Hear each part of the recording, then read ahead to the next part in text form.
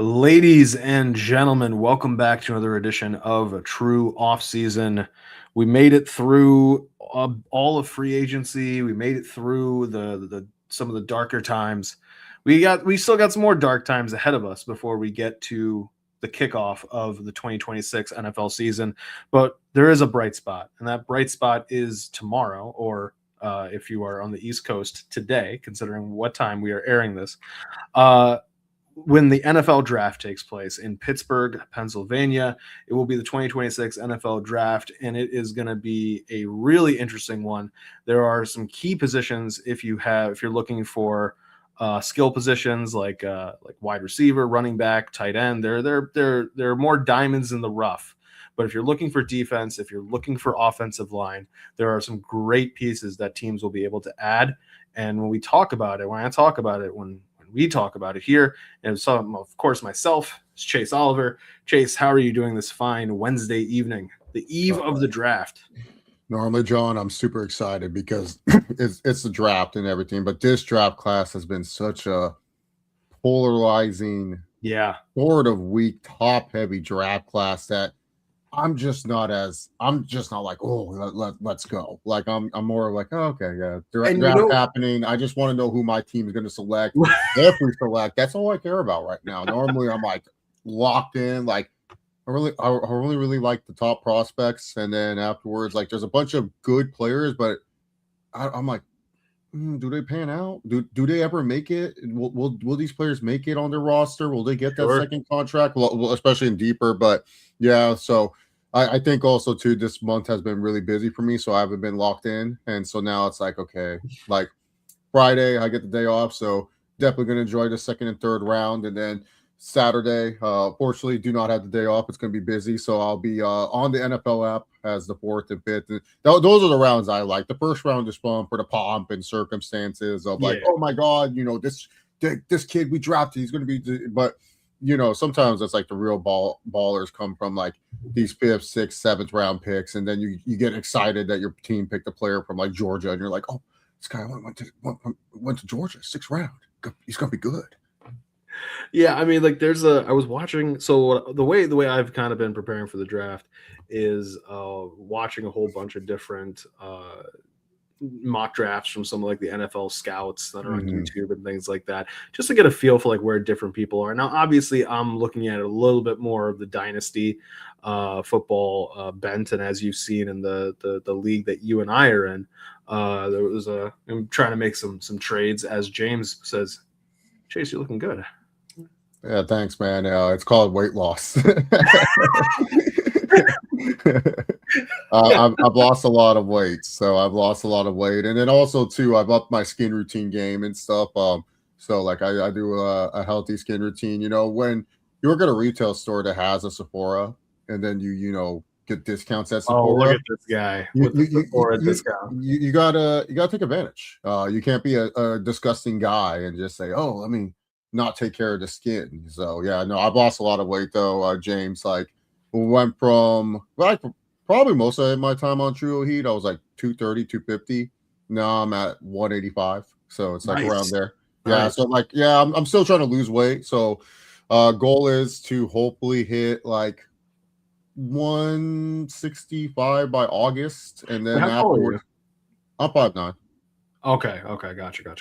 But I have a bulky build. Like my build's always bulky. Like but I'm saying like 165 and a 5'9" frame is good. Yeah.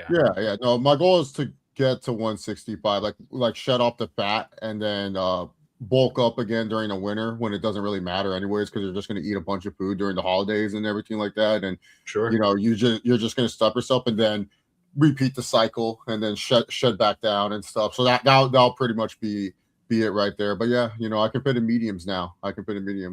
Bro, James, that's crazy, shit, man. Congratulations. Man, congratulations. That's a lot harder than mine. Like, that's a lot of work. That's congratulations, sir. Because it can be tough. It can be tough, especially like just sometimes motivation and having that. It's like you see, like, because I've always been trying to lose weight here and there. The last time I dropped like probably about 30 pounds was in 2023 on the run up to the wedding.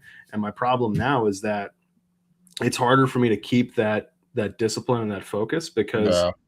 at the time I had the goal of being as light as possible for the wedding, and now I don't have like that deadline, so to speak. You know what I mean? So like that is a little bit of tough Yeah, aspects to it. So James, it also help. Yeah, congratulations. what also helps me too is like I can skip days at the gym because I work like a retail job. So it's like Right, right. I get like 25,000 steps, and that doesn't include me like walking the dog. So like I average like 30K steps a day, which even on my off days, like I get around like 15,000 steps. So it's like walking. I always tell people the best way to lose weight if you're not a gym goer or you don't like going to the gym or if you're trying to build up that habit, is walking. Walking is Oh like yeah. the key. Walking and water and sleep, like those are the three main things that I tell people who are first starting out. They always want to go to the gym, but you won't have the same energy if you're like not getting the right sleep, not getting your steps in and stuff like that. So but yeah, now I'm like super serious about like shedding the weight. So like I'm starting my camp, as I like to call it, just to motivate myself next week and stuff. This week I've been lazy. I'm just like, Yeah, let me do that. one of my favorite things is because like from the army, like learning about rucking and things like that, is I have a 25-pound bag of rice that's like 6, 7 years old, and like and it just goes in a backpack, and I just walk around with it, and that's about it. Like what I used to do when I was prepping for like the wedding is I would have a regular like arms, chest, a workout or leg workout, and Yeah. then I would get on the treadmill and I would do an hour with that 25-pound Oh yeah. bag of right, and going at about 3 to 3.5 miles per hour. So like that is, and the things that what a lot of people don't realize is that additional weight, it is a form of resistance training, and it's not impactful on the knees. Mm-hmm. So like from people who think like, oh, running or a lot of the hit exercises and things like that, like you can potentially, hurt your knees and things like that. But in essence, Yeah. this is just walking with heavier with weight on you, right? So like, but because of that, it's also a high level of muscle building resistance training in and of itself. So yeah, and James saying he lives in the mountains of West Virginia doing a Oh lot of yeah. walking. Look at that. There you go, man. Yeah, That's- definitely walk. Like that's what I tell people. If you ever want to lose weight, walk, sleep, water. If you master that, then you can start going to the gym. Then you can start doing all that other stuff. Like just learn to walk, learn to sleep at a proper time. Get at least 7 to 8 hours, and the weight just sheds off and stuff. I mean, I saw a couple of videos of some of these rookies in the gym and like what their routines are, and I was just like, God, Yeah. Lord, send me some of that motivation and ability. But then again, I don't have millions of dollars riding on the line of all that. The thing is, too, a lot of these players have already been paid. Like, so Yeah. it's like I remember I saw the tweet like 2 years ago. I forgot who it was. It was like a all pro player at one point. He's like, see how these kids aren't crying like they used to. They don't understand what it was like to get that draft call. They're just acting like it. And I was like, that's so true. They're not like they're happy they're in the league. Sure. But at some point, some of these players like, man, I was getting paid more in college. Like I was getting paid more in college. And then you got the players. Then you got the players like Will Campbell who are crying and talking about they're going to protect Drake May with his life, and that sort of worked out. Sort of didn't. Super Bowl, that's for sure. So you're talking about this is a very polarizing draft, and I did the count. There are 7 teams that have multiple first round picks. So if you do, and the best part of it is if you start at the top, there's a bunch of them are in that upper echelon of teams where it's like the Jets have 2 picks. They're picking second overall. The Giants have 2 picks, and one of theirs is 5th overall. The Browns have 2 picks, and one of theirs is 6th overall. The Chiefs have 2 picks, and one of theirs is 9th overall. Then there's the other Giants pick.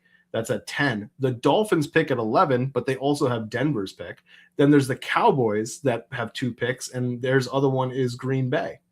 And then you also have the Rams have the Falcons other pick. There's 7 teams. So when we talk about the idea that this is a polarizing draft, like yes, but some of these teams are stocking up for the potential of either trying to move up, to your point, to get some of those top heavy people, or to try to trade out and say, do you want to, like, I'll try to get depth on the back end, because we can always talk, like, for every superstar wide receiver, there's an Amon-Ra St. Brown. The question is, can you identify the Amon-Ra St. Brown and figure out that if that person is going to drop? And once you see them dropping, go get them. Like, that's one of the things. And James, to answer your question about where the Panthers could be headed, I think it was the Panthers GM was talking about like something like he said something about like there's no rule that says you can't draft a wide receiver in the first round 3 years in a row. And I was like, he's right. There is no rule that says you can't do that. Yeah, I mean, it's a position that there's a lot of money into it. And if you can find the right 2, maybe 3 people, and they're all first-round picks, and you want to keep building around Bryce Young, that should be fine. And also the Panthers, I wouldn't think they would trade out because they always seem to have like money to pay free agents, and so they want to be able to like be flexible with their roster. And if they're flexible at one of the more important positions in football, which is wide receiver, then yeah. Wait, who was their other first-round wide receiver they drafted? I thought Xavier Leggett. He was a first rounder? He was a first rounder. I thought he was a second rounder. I think he was a first rounder. I think. But oh my god, no way, dude! Like I would have. You might be right. You might be right. I was like, who else? Like, I was trying to figure out why the GM said that. I mean, this receiving class is pretty. No, he was the first round 32nd pick overall. Oh yeah, they traded up. I remember. Yeah. That was part of that. That was part of that Buffalo to Kansas City. And then Buffalo gave it to the Buffalo took Kansas City's first round and then gave it to Carolina. That was Xavier Worthy, Leggett, Keon Coleman. Yeah, let's interestingly enough, all 3 of them have kind of not really panned out. Yeah, Worthy, like he's kind of done all right out of all the 3. Yes, Worthy has had the best so far out of the 3. But it's like, man, Xavier Leggett, like you're gonna like because think about it. It's not bad enough that they went the next year and got Tet McMillan, and Tet McMillan did great shit. It's not even that bad. It's the fact that the GM is going, there's no rule that stops me from drafting 3 in a row. And it's like, oh, so you like your job is really on thin ice. Like, wow. Yeah, no, I can understand it because they're working on the deal, or they probably did sign Eka Mkwanku, their star left tackle. So he's up on the books. I know that. And they've done well on the offensive line. Defensively, they've already paid their 2 main guys in Brown and Horn, so they don't have to worry about that. And they seem to always draft well on that side of the ball, where they find players that come in and do well. And you just want to keep giving Bryce Young, competent players and players that he's used to, kind of maybe throwing to and stuff. So maybe Panthers get aggressive, because I do think if there's a run in this draft, it will be of the wide receiver variety. Wide receiver and some of these offensive linemen, it might be a run with them, because a lot of the other players, especially once you get into the 20s, it's kind of like you will see some teams, you'll be like, wait, that guy had a second round grade. It's like, yeah, he may have had a second round grade, but positional need, yeah, as a positional need, and they didn't feel like they would get him in the second round if they would have waited there, so they're taking him in the first, which is fine. Yeah, James, to really quickly answer your question, Puka was the year prior, 2023. But speaking of these wide receivers, we're getting like the big 3 right now. Well, the big 3 is has been Carnell Tate, Jordan Tyson, Mekhi Lemon. All 3 of them have things that they're really good at, and all 3 of them have issues. There's really no one like super standout person like there has been prior, but on top of that, each one of them has such a variety in their game that it's like, man, what would you really do like with each one? So Tyson is probably has the highest ceiling, I think, from everything I've gathered, has the highest ceiling, but it's the injuries. That's one of the issues. However, a lot of people have been trying to push his draft stock up now because of the 40 time that he ran, or not that was the 40 time, or no, was that there's medical reports that are coming out that's saying he should be ready to go. And the issue is kind of like that re-injury aspect, like Michael Penix, that was one of the knocks against him. And so far that has kind of held true. But he's moving up when you're talking about a run on wide receivers. Before, he was in the teens to the late teens. Right now on Tankathon, he's number 8th overall to the Saints, Jordan Tyson. Meanwhile, you have Carnell Tate, who people say has arguably the best floor, and because of that Ohio State pedigree. But then you could also make the argument with him of, is he really a first round wide receiver, in the sense of Jordan Tyson's going 8th, they're saying, to the Saints. Carnell Tate is going 7th to Washington. And the issue here is Carnell Tate could not draw targets on the same team as Jeremiah Smith. Now, there is an argument to be made that Jeremiah Smith is one of the most generational wide receiver prospects, et cetera, et cetera. New Jamar Chase, new Justin Jefferson, so on and so, all that kind of stuff. But Carnell Tate could not compete against that person. And in the NFL, like, you have to be able to compete against a wide receiver. It doesn't matter who it is. You got to walk onto the field and go, yeah, that might be Calvin Johnson, but I'm better than Calvin Johnson. And then you have to do your best to prove it. And you really only saw Carnell Tate's numbers be good or be high when Jeremiah Smith wasn't playing. So it's his like, it's the floor, yes, but where exactly is he going to be? Meanwhile, you have then Mekhi Lemon, who Carnell Tate's 6'2.5", Jordan Tyson's 6'2", Mekhi Lemon's 5'1". He's also a bit lighter than a player like Jordan Tyson. He projects more as like the ability to separate. He is a better route runner, a better separator. It reminds me a lot of the year when we had Ruggs, Jerry Jeudy, that kind of situation, because they had, each one of these guys had something that they were slightly better than the other at doing, and each one had their own little knock. But what's interesting is, because of this, to your point, run on wide receivers, we're seeing Mekhi Lemon, apparently, Tankathon's correct, go 13th to the Rams with that Falcons pick. And to James's question about like where would Carolina go if you're Carolina and you're at 19 or one of these other teams that's down below, and you start seeing these wide receivers go, that's when you may potentially either one want to move up, or at least have had the conversations in the building about moving up, or you have to be comfortable saying, listen, if we end up with a Casey Concepcion, if we end up with Omar Cooper Jr., if we end up with an Elijah Surratt, or Denzel Boston, whose name has been dropping because of this kind of jockeying in position of these top 3 guys, you have to either feel comfortable about one of those wide receivers if you need one, or you have to be like, okay, now we got to trade up. How do you feel about these 3 wide receivers? Because it's to your point, I think this is one of the key reasons why this is such a polarizing draft class, is these wide receivers, these top 3 are kind of all over the place. Yeah, drop off. Tyson has the most talent, but he can't stay healthy, and that's like one of the things where if you're going to not waste, but if you're going to choose this guy, because he's a top 10 talent, he's definitely going to be going in the top 10. But if you're a team, like let's say if you're the Giants and he's at 5th, and you're like, do we want to pair up Neighbors with this guy? Because they do need a wide receiver too, and Tyson and Neighbors, that would be a great young receiving duel especially with a Jackson Dart and stuff, and that would be exciting. Or do you say, you know what, let's go ahead and let's draft Jeremiah Love? He's a skill position. We know he's healthy, and we know he's one of the better talented players in this draft. He's probably one of the best prospects in this draft overall. Like in terms of athleticism and everything you look at. It's like Jeremiah Love is probably one of the better players that you can take and stuff, but he might get taken at number 3. I think the Cardinals definitely could look at Jeremiah Love and take him just because he's the best player available.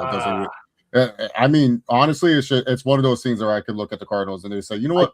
I think that's smoke. I think it's smoke. It could be smoke for a team that wants Jeremiah Love. That's what I think it is. Yeah, I think they might be trying to trade down. You know what I think it is? I think you can see all these teams. Now, not all of them need a running back, but all these teams that have 2 first-round picks, a.k.a. the Giants, especially the Giants, you could see them being like, okay, let's make this move to try to get a running back that we know is going to, like, as good as Tyrone Tracy is, as good as Cam Scatterbo is, they're not workhorses. And if they are workhorses, even if you consider them workhorses, they're not workhorses on the level of a Jeremiah Love. So, hey, I mean, you could make an argument that I'll trade you 5th overall and other picks, potentially include Tyrone Tracy in the mix if you want to, because to your point about the Cardinals needing a running back, even though they mean, like, so that's the thing, like, they bring in Tyler Algier, they've got James Conner basically on like a one more year. Trey Benson's still there. Like, yeah, but if I'm the Cardinals, I would much rather trade out of 3, try to get one of the lower picks and say, hey, do I think Mayagoa will fall? Do I think Spencer Fano will fall? Yeah. That's going to be like, that's how you really got to build out of the draft. Yeah, that's what they'll probably do. But yeah, Tyson, the injuries, it's just too much of a concern, like, and stuff. But he is a talented player. Cornell Tate, probably out of all the Ohio State wide receivers that came out, he is not the most exciting of the Ohio State wide receivers. It's kind of like, we had Ibuka, we have Harrison Jr., we have a bunch of other great Ohio State, Jackson Smith and Jigba, like just amazing fun talents next year. Jeremiah Smith, and that guy's like the best player in the draft next year. It's not even close. But yeah, with him, it's kind of like, it's like Godwin, where it's like Godwin's always like a good number 2 wide receiver. When you're drafting Cornell Tate, it's kind of like, all right, he's our number 2. It's how I felt with Roman Odunze, where I was like, Roman Odunze's nice, a nice number 2. He's not a guy that I would draft as like my number 1 wide receiver. But if I had Roman Odunze as my number 2 wide receiver, absolutely, I would love that. And that's how I feel with Cornell Tate, where it's like a team that drafts him already has their number 1, and they're just trying to find a good number 2 that can replace the number 1 if the number 1 goes out. But he's necessarily not the guy you're building the franchise. Like you look at Cornell Tate and you say, all right, we draft him, and maybe we pay him, or maybe we trade him, and a team says, oh yeah, he can be our number 1. And then you get good value for him back because of his name value and whatever stats he puts up. Mekhi Lemon, probably one of the overall, I would say complete overall for all the wide receivers in this draft class. Problem is that he's the shortest and at 5'11". And so there is injury concerns there. He hasn't suffered any major injuries, but there are concerns that maybe, once he gets hit by some of these bigger, faster, stronger NFL players, might not be the same. Could be a very good slot wide receiver. But it's just one of those things with Mekhi Lemon. Like, he's talented. I think he's going to do well. I think he is like a guy that you should look at as offensive rookie of the year potential, especially if he gets drafted to a team like the Rams. I could definitely see him going off and doing well. But yeah, Mekhi Lemon, it's more of like, if you're drafting him, you got to figure out like how you're adding him to your offense. And it's not being your number 1 wide receiver. It's literally being a good slot receiver, good, like, I'll say this, he's not Luther Burden. Like, Luther Burden would be would be the best receiver in this class, and Luther Burden's tiny. And Burden makes up for his size because he's so explosive and so crazy gifted. Mekhi Lemon's not Luther Burden. Like, Luther Burden is just a freak of nature and stuff. Like, can't believe he was a 2nd-round pick last year. That's insane to me. And stuff. Like, no, like in this draft class, Luther Burden would be number 1.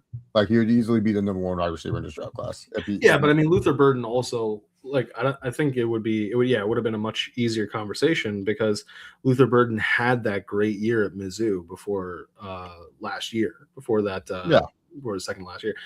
The second last year was better than that last year. But one of the interesting things is also, like, to this point about being top heavy, after Jeremiah Love, it's like a wasteland at running back. There are guys that do little things well, but there's nobody that seems like a complete sort of 3-down back, if that makes sense. Which, to be fair, finding a complete 3-down back in today's college landscape is very hard. It doesn't come along that often, which is why Jeremiah Love is as prized as he is. But, there's also this conversation about players that could rise because of just team need, especially a team like the Seahawks. Like, we've seen Jadarian Price linked to the Seahawks in round 1. Simply because of the need. They've got Zach Charbonnet on IR. Well, he'll be off of IR, but like, when exactly he'll be coming back, he's probably going to be start the year on the PUP list. Yeah, and you can't start the year with Hulumalu as your main running back. That's your guy. You're going to get the jersey. No Hulumalu. Whatever his name. We can see why Ashton Genty had to carry the ball so much in Boise State. I understand.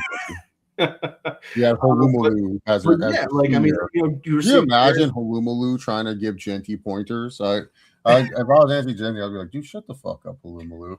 But yeah, like I mean, besides him, like we do have some interesting names like the Mike Washington Juniors, Jonah Coleman, Emmett Johnsons. Then you've got like who you have this toss up between Katron Allen and Nick Singleton. This idea of like Nick Singleton was like a couple of years ago, Nick Singleton was considered to be the Jeremiah Love of this class. It was like when Nick Singleton comes out, like that's going to be the guy that all these teams are salivating over, and then he loses so much ground to Katron Allen that it's like which one's the better back. It is very interesting. There's not that many running backs. There's only what 1, 2, 3, 4, 6, 7. There's only 10 running backs versus the wide receivers, which normally there's more wide receivers, but like it seems as though it's such a dearth of talent at the running back position. How do you feel about this running back class outside of Jeremiah Love? I think these guys could actually pan out pretty well if they go to the right teams. I think they're like Mike Washington brings that burst and speed that a team might be looking for, and he might be, someone that if he goes to the right situation could actually pan out very well for that team. Nicholas Singleton, it's more of like you're drafting him based on the potential that no, like he just had a down year. Like we get him into the room and Nick Singleton's back, and then we got ourselves first round running back at the 3rd or the 4th round, which would be, I think a lot of teams will take a chance on Nicholas Singleton in the 3rd round. Wouldn't be surprised if a team drafts him in the 2nd round. Katron Allen, I like, but he's more of a bumper bruiser type of running back. Like he's just more of like a James Conner type, doesn't have necessarily the speed, but in between the tackles, you can trust in Katron Allen to do it. Jonah Coleman, he's just short. Like that's his thing. He's like a short, bulky guy. He can break tackles, that's for sure. Like he was definitely good at doing that in Washington. But in terms of the NFL, I don't know. He's more of like we have David Montgomery at home type of guy. Like we have Monty at home. I've seen that comparison a lot. We have Monty at home. Like that's literally Jonah Coleman to me. But he's a good player. Like it's more of like I wouldn't be surprised if the Lions are just like, all right, come here. You're our new Knuckles. Whatever. Yeah, we don't know Knuckles' name and the other one and stuff. But yeah, Emmett Johnson's a guy that I kind of like. I think, in my personal opinion, he's the only other running back where it's like, besides Singleton, if Singleton is actually back, Emmett Johnson, I look at him and I say, like, he feels like the closest to a three down. Yeah, because with Emmett Johnson, the one thing you got to understand, he played at Nebraska, Matt Rule offense. Matt Rule did coach in the NFL. Yes, it did turn out poorly, but in terms of run schemes and everything, and especially what Nebraska likes to run, probably the best pro-ready running back offense you're going to get. While with Jeremiah Love, it's like you're running a Notre Dame option type offense where you do have a quarterback that is most of the time very athletic and very skilled, and so teams have to account for that, and so that helps out the Jeremiah Love running reins. While Emma Johnson, he literally had Dylan Raiola, who was a very talented athlete, but they weren't calling a lot of option plays for Dylan Raiola. There was a lot of inside zones, a lot of outside zones, a lot of like everything that like you expect like a running back to run in today's modern NFL run game. Emma Johnson did that, and he was under the Matt Rule offense. So that's why I kind of like him as like the second best back in this class, even though like he didn't have like the greatest combine.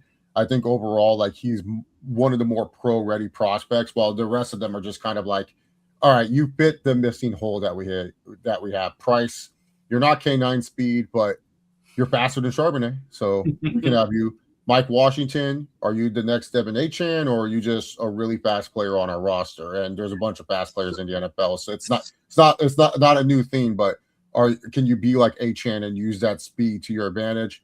Singleton, are you going to be the running back that we think you can be? We think you are a top 10 player in this draft class.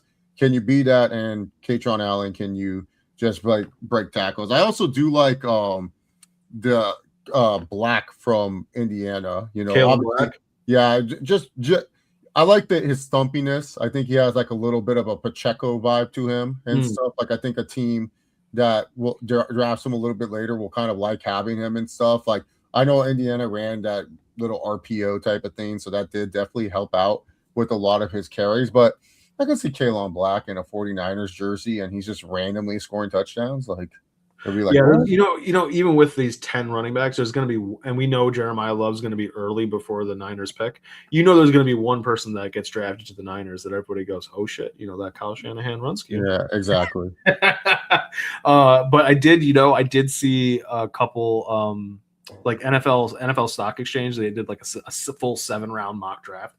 It was like a 6 or 7 hour long stream, but like what they do is all the super chats and things like that get donated to charity. Like that's kind of the gimmick behind it. But I think it was during that or during a different one that they did, they were talking about the idea of Mike Washington Jr. going to the LA Chargers and being the Devon Achane of McDaniel's scheme. And I was like, that would annoy the shit out of me. To your point about, is he just going to be a fast player or is he going to be? Yeah, exactly. That's the thing. The thing with Washington is he's bigger than Achane. He stands at 6'1". I think he's around like 215, 220 or whatever. 223. Oh yeah, he's a big player with that speed, and Jim Harbaugh likes big players. And he's going to be like, oh wow, we got Hampton and his size, and then we couldn't add Mike Washington. And then to add more speed, we have Keaton Mitchell. And then Kamani, you go out special teams and you compete. You compete with all those special teamers, and I wouldn't be mad if we went with them in the second round. Honestly, with this Chargers draft, it's just more of like because the Chargers are at this point where it's just kind of like, what's the thing that gets them over the hump? Exactly. It's just more of like, hey, we have like. Yeah, there's some holes to fill on the defense. Yeah, there's some holes to fill on the offensive line. But at the same time, it's like we have the quarterback, we have the coach, we have everything else. We just need to figure out like how can we just get over that hump? And if it's like having this running game where we have big ass Hampton, and I like Hampton a lot. I thought he had when he was healthy, he was great. And then we have this speedster Mike Washington and another speedster and Keaton Mitchell, and it's Shanahan. It's Shanahan offense pretty much that we're running with McDaniel. So it's like, yeah, the more the merrier at running back I'm cool with. We have big old Hampton, Mike Washington. I'd be cool with Mike Washington. If the Chargers take Mike Washington, please tell Alex to eat his Wheaties. No, yeah, he's a fastball. I do like Mike Washington. He's just not the guy where it's like, oh, like I don't see him as like, oh yeah, like he's gonna like in Madden, yeah, I would make him my best. It's like Bashaw too in last year. It's he has 96 speed. Yeah, of course he's gonna be my RB1. He's 96 speed and he's on a rookie deal. Yeah, of course. Meanwhile, rounding out our conversation on skill position players, you have the tight end group, and this is also another group where it's like, man, what is the story? What is the story of this group? Because we are in a day and an age where for a couple of years, it seemed as though there was one really, really good tight end prospect that came out every year, whether it was Sam Laporta, Brock Bowers, and that were lighting things up, and Trey McBrides of the world, and sort of changing the game on what tight ends were. And now this year's group, not to like give a knock against any of them, but there's nobody really that stands out as that kind of a player. Not to say there needs to be one every year, but there's really nobody that stands out. Like you have the top two, and different people have one guy above the other, but you have Kenyon Sadiq, you have Eli Stowers. Stowers plays as basically like a giant slot receiver versus as opposed to like an actual inline tight end. Like he's not a good blocker.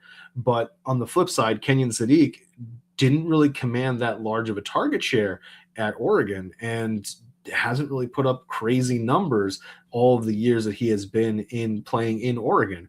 So it is like kind of the situation where Sadiq is like an athletic freak, where he's putting up great numbers at the combine and things like that. Same with Stowers.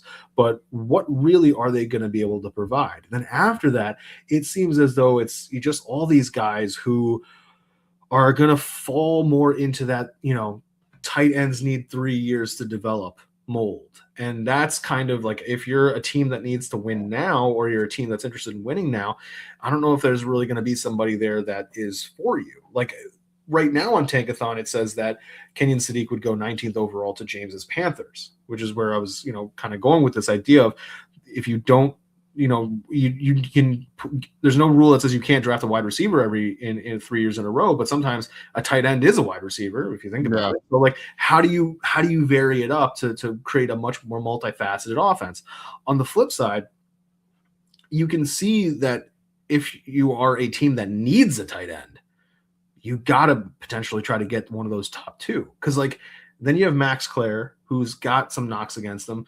Oscar Delp, Oscar Delp is one of the more fascinating cases to me because it's like you stepped into the position on an offense that Brock Bowers was on and was gangbusters. And Georgia wasn't throwing to you that much. It's like Georgia told me what we need to know about Oscar Delp, and it's like, oh, okay, all right. So they don't trust you that much. So if Kirby Smart isn't going to trust you, why should NFL offenses or why should NFL coaches?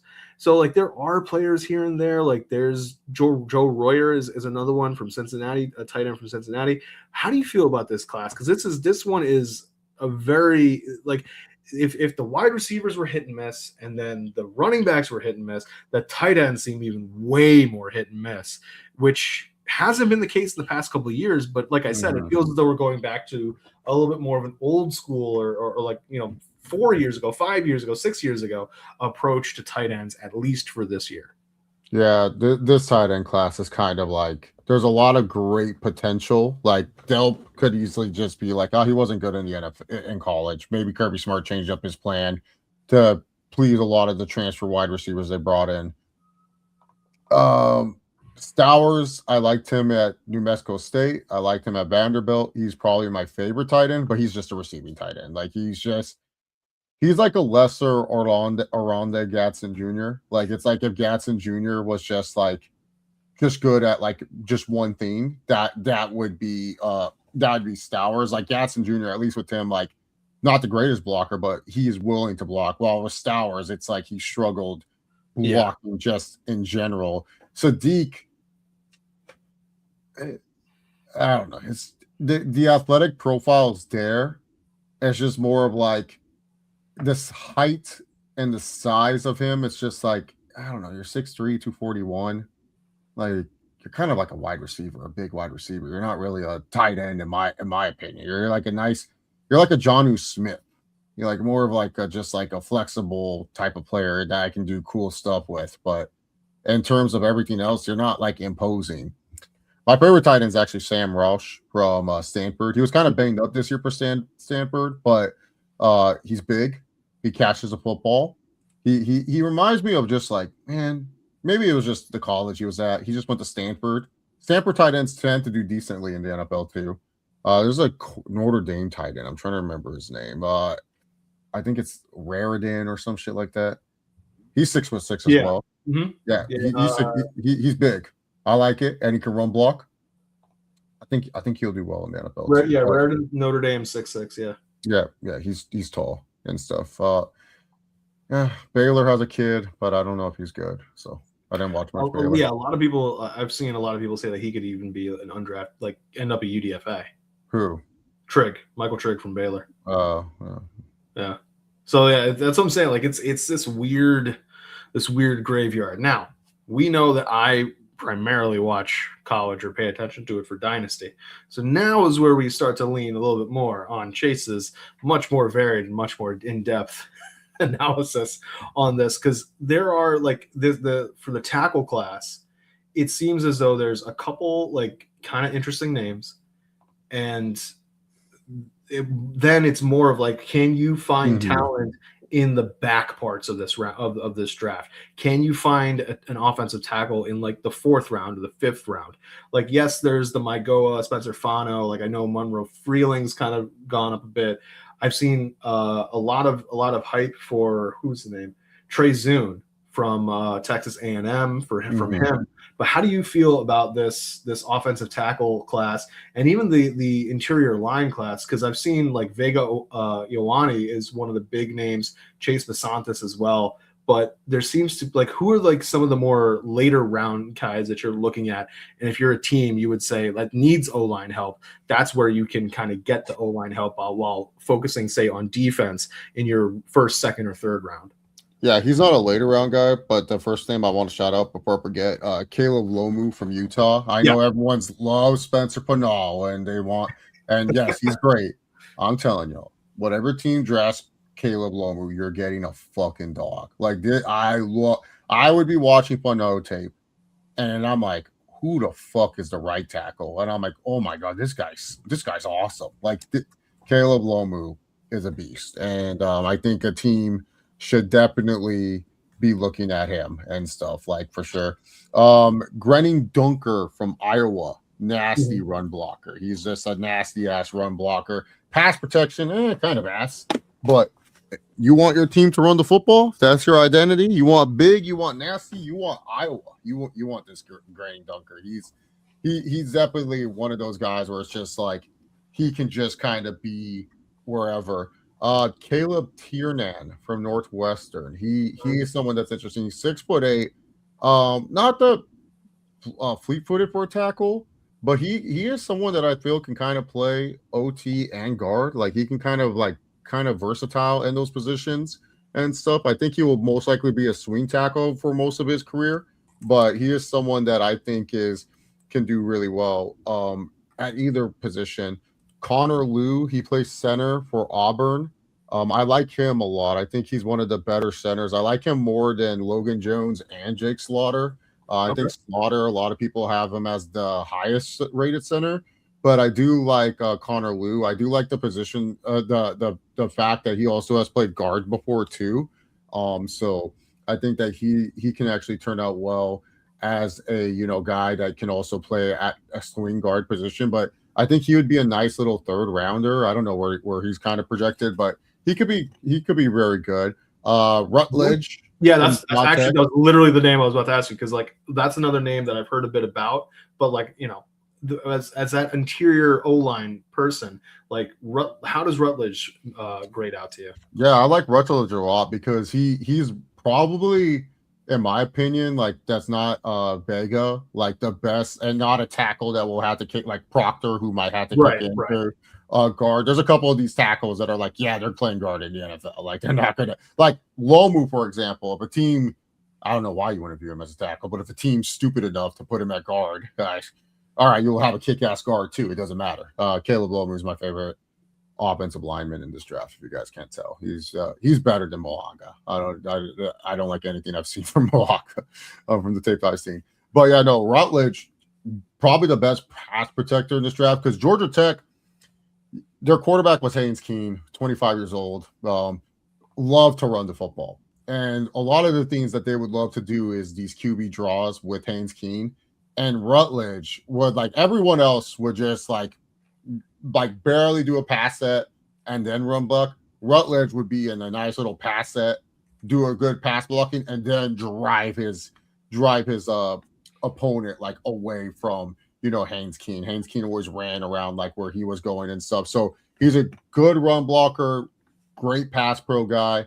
I think strength might be a concern with him. Like he's not like the strongest, but I think he does such a good job with his technique that he makes up for the lack of strength that he has. So yeah, Rutledge is probably another guard that I like in this draft, just because like he has played with a quarterback that is very versatile. Like it's not like Haynes King. Not every time he was just standing in the pocket. Like he was running around doing a bunch of other shit, and he had great stamina. Kalen Rutledge. So Rutledge is another guy I like. Farmer from Kentucky is another guy that I think could do well. And then Scruff from Notre Dame. Scott from Notre Dame. Yeah, he's big. He can run block, pass blocking, hit or miss, but he can run block, and that's very important for a lot of guards. Like, just want a nasty big old guard. Billy Scruff can be that nasty big old guard for you. So like that because that's one of the things. Like this seems as though it is a lot of options at O line to kind of bulk Yeah, up. Like, it's especially for, like, I mean, not to drag up bad memories, but like for a team like the Chargers, like that is a situation where Yeah. you have the ability to get that, depth, and that's kind of what you need. Like that's why I've also seen Denver. They've said Denver might be looking at interior line, just as different parts of the line get older. Like this is how you can kind of refresh, and that's also the value to me of like a Arizona Cardinals trading out of 3, because if you can trade out of 3, maybe you still use whatever first round pick you get on a skill position player or somebody in that, or a defensive person. And then one of those additional picks that you get, like you can build out your offensive line and say, hey, we're a year away from competing, or we're a year away from being a year away, put it that way. Yeah. And in that situation, you have time for some of these offensive line players, like I said when we were leading off, diamonds in the rough, like for a lot of these players in this draft class, you have time for them to get that kind of NFL seasoning on them, so that by the time a rookie quarterback is coming into the fold, maybe in 2027, potentially 2028, depending on how the rebuild works for Arizona, you're in a position where it's a lot stronger of an offensive line than saying, okay, we got to plug in a rookie at offensive tackle and hope that at right tackle and hope that this person's gonna I always feel like with rookies, guard is kind of like the safest thing. Like you can grab like a guard and hopefully they can turn out pretty well, especially around. It's like, to me, guard, the only way you're a guard going in the first round is like you're like Zach Martin. Like you're going to be an all pro no matter what. You're just going to be one of the greatest guards that we've ever seen and stuff. Or Quentin Nelson. Like those are like the two. Like if I don't grade you like Vega, he's like close to Zach Martin. Like he's like it's like a smidge below, but like I can see like okay, like Zion Johnson when he got drafted. I'm like, really? We drafted him in the first round? Like it's like a second round talent. Well, whatever, sure. But where's he at now? Cleveland? Yeah, good luck with him. Didn't pay him for a reason. But yeah, no, when it comes to guards, I just feel it's like so much easier to just get one third, fourth round, throw them in there, especially if you have a good center or a franchise tackle. It's like a Rutledge. If he got drafted to the Lions and he's like standing next to Penei Sewell, yeah. We're gonna see the fucking Eagles pick some random ass offensive line guy in the 3rd or 4th round. Yeah. And a couple of years from now, they'll be like one of the star anchor pieces. I wouldn't be surprised if they went with Parker Brailsford, the Alabama center, just because Dickerson's their current center, and he's like, that's right, come on, man. He knows the thing. Roll Tide, and then they just go from Dickerson to Brailsford. I like Parker Brailsford too. Like he did a lot for Alabama on the offensive line, so I like him as a player. And like he played tackle, he played guard, he played center. So, but as we move to the defensive line, there are a number of names here that, there's names that we thought were going to be a lot higher, like Peter Woods, who has been falling in a lot of the draft analysis and throughout the course of the year. There's also names that have been rising, like Caleb Banks, like a Kristen Miller. I've even heard a lot of talk for Dominique Orange from Iowa State. There are a lot of key components that go into having a strong defensive line, and there are different pieces that you're going to need. One of the big names is Caden McDonald. I'm interested to see how this defensive tackle draft class works, because there are a lot of edge rushers that we'll be talking about sooner rather than later, a lot of linebackers sooner rather than later, and that's going to push down the value of some of these D tackles towards especially the top ones, towards the back half of the draft, unless somebody is really, really wants somebody. However, very similar to some of the other positions, nobody really seems to have stood out as kind of like the guy you'd plant your flag on to trade up to get. How do you feel about this D tackle class or this D line class?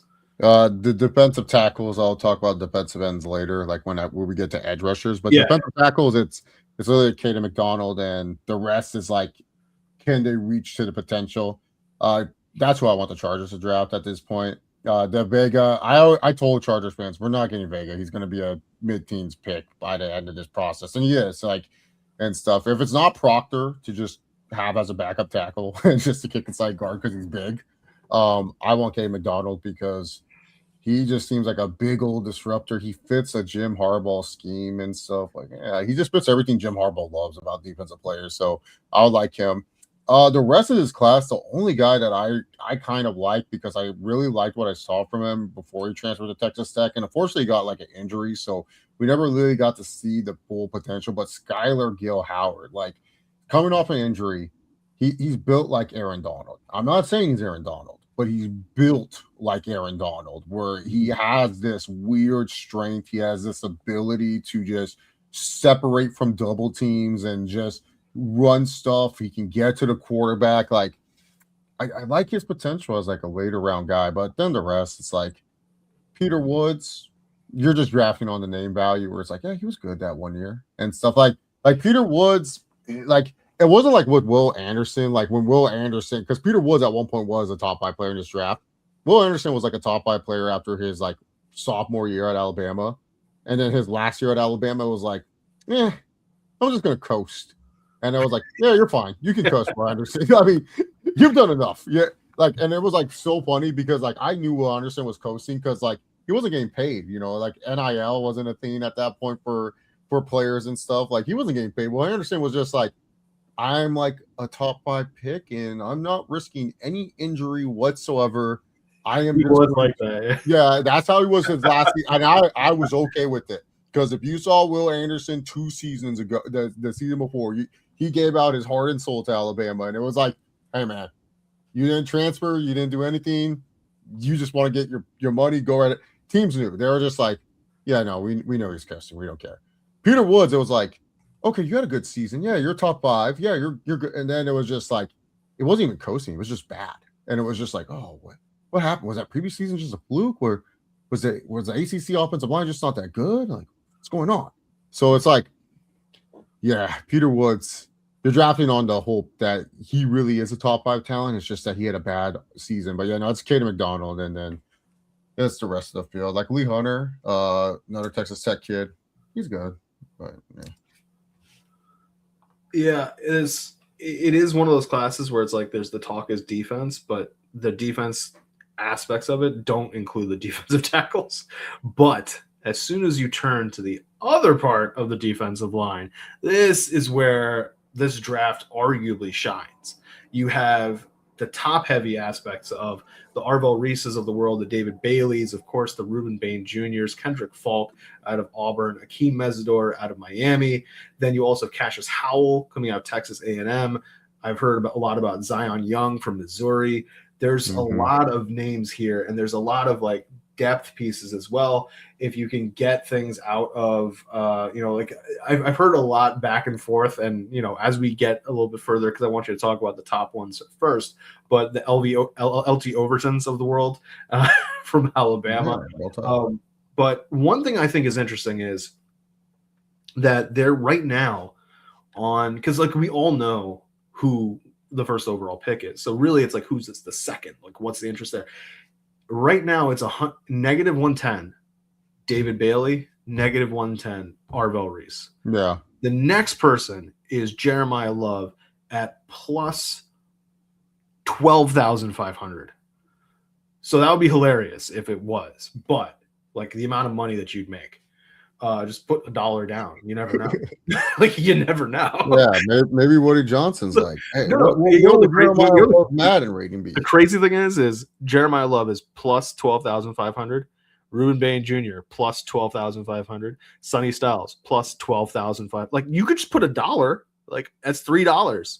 If any one of them happens to hit, like that's a lot of money. But anyway. So I guess my question here is, as we talk about these edge rushers, there's a multiple part question. The first part is, if you had to pick between Arvell Reese and David Bailey, because they're both negative 110, who would you pick? The second question is, if you could pick any of the edge rushers at 102. So like expanding beyond, like let's add in Ruben Bain Jr. basically. Would you take Ruben Bain Jr.? And then the third question is, who's like the depth edge rushers that you're looking at?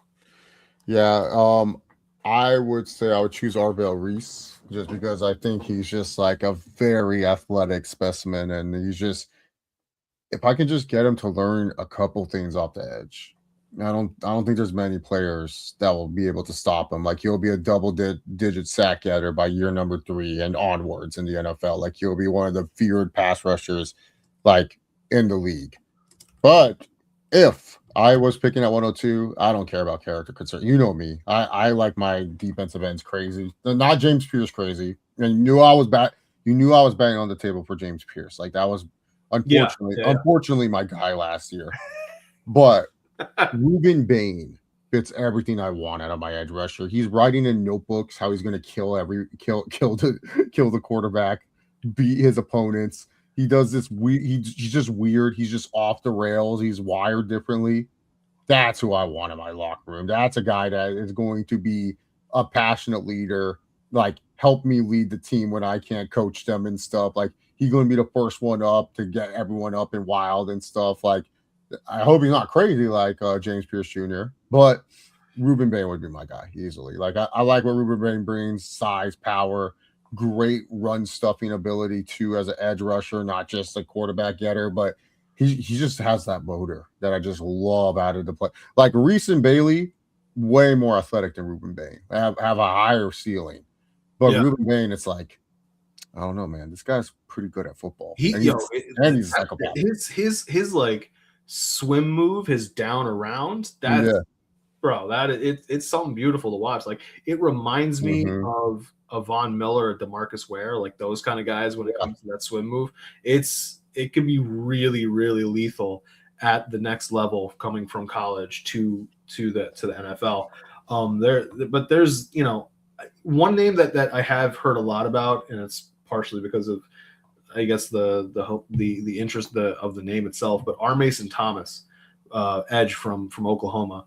That's another name I've heard a lot about. There have been people pushing him up to potentially even the back half of the first round. Oh yeah. He's a later pick. Yeah, he's definitely one of those guys. If you had like, for example, Chargers, I wouldn't mind an R. Mason Thomas as like, hey, we already have edge rushers, but you're not a bad rotational guy, and you can learn under this edge rusher. And by year 2, year 3, oh yeah, you're going to be a good edge rusher. And then not only that, because it's like, hey, you only played good for us for 2 to 3 years, you don't have to give him that premium edge rusher money. You give him like, a decent, nice little $15 million a year, and then he's going to take it because he's like, okay, well, unless like another team has like $25 million a year, no one's going to overpay me and stuff. But I like R. Mason Thomas. I like Cassius Howell. Like I think he's a good player. The only one I'm out on is TJ Parker. I'm just like, he's good, but I'm out on TJ Parker. Speaking of which, the cost discrepancy right now between Will Anderson when his contract extension kicks in and Nick Bonito is kind of hilarious considering they have almost identical numbers. And Nick Bonito is able to drop into coverage. And but Anderson, they don't. But does Will Anderson look like LeBron James's lost son? Does Nick Bonito, look like LeBron James's lost son? No, but he also plays in a town where Casa Bonito is literally a restaurant, so it works out perfectly. Yeah, but Will Anderson's a freak. No, I'm not taking anything away from Will Anderson. I'm just saying that like he's amazing. The Texans are going to have to pay him $50 million a year, and Denver's paying Nick Bonito like $25 million a year for, roughly speaking, at least for right now, the same production. And Bonito was in the running for DPOY, so like that's crazy. Will Anderson was kind of in there too. No, he has been, but that's what I'm saying. I'm saying taking nothing away from him. I'm just saying if you have both of those levels of production, but one is $25 million more expensive. It's that larger point. I guess they're anticipating that Will Anderson is going to get even better. Which dude, he's one of the best players I've ever seen. That's fair. But let's turn to our linebackers, our interior linebackers, middle linebackers, however you want to call that position, and also outside linebackers are in here too. But our overall linebacking core, there are some big names here too. Leading off is, of course, Sonny Styles. That's kind of the big thing. The question here now is for the Giants at 5. Like in a world where like Jeremiah Love fell and Sonny Styles fell, who would the Giants rather have? Like that's one of those questions. And you can make an argument that a coach like John Harbaugh can recognize how lucky or how good it has been to have someone like Roquan Smith anchoring Ray Lewis linebacker line and be like, okay, well, if I can get Sonny Styles to do some Roquan Smith type things as he becomes the Roquan Smith of like the general, the green dot, the guy of this defense. I mean, that's something important to have.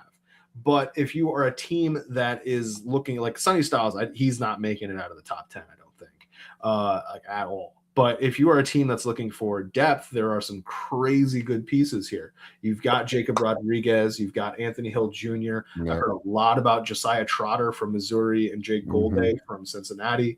But one of the names I've heard a lot about the most probably is Jacob Rodriguez, who I've heard like things like the idea of if Sonny Styles wasn't here, he'd probably be the best linebacker, even over CJ Allen. Yeah, no, like Sonny Styles is by far athletically, he's great. He's amazing. But Jacob Rodriguez is like the total typical, like, I want this guy. Like the way that he led Texas Tech's defense, and I mean, we've said a lot of great names in the Texas Tech defense, and we're seeing in this draft of how many guys are going to get drafted in this class. Rodriguez was like the one guy, the heart and soul, kind of like Manti Te'o with the Notre Dame defense when Notre Dame went on that run. That's Jacob Rodriguez. And the thing with Jacob Rodriguez is he's athletically good too. It's not just like, oh, well, he's just like a smart football mind and stuff. No, he's really athletic. He's a very athletic player, more athletic than Luke Kuechly, which is like a lot of people will be like, what, Luke Kuechly?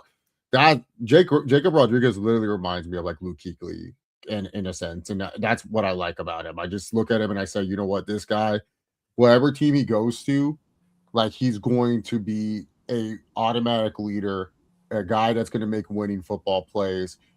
And whether he gets stuck on a team with too many linebacker depth and he has to make special teams, he's going to be a real, like, probably an all-pro special teamer if he ends up there. But no, I think he's going to be good no matter where he goes as Jacob Rodriguez. He's my favorite linebacker. That's not Sonny Styles in this draft class. So there's been a conversation about, at least among like Denver fans, about what to do with that second round pick.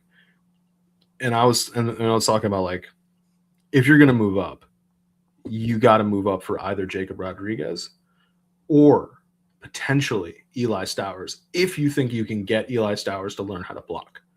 Like, that's really the key. Like, because you need to have like that Trotman, and if that's not happening, I'd much rather go Jacob Rodriguez. Like John, he at New Mexico State and Vanderbilt, they ran mostly option offenses at both schools.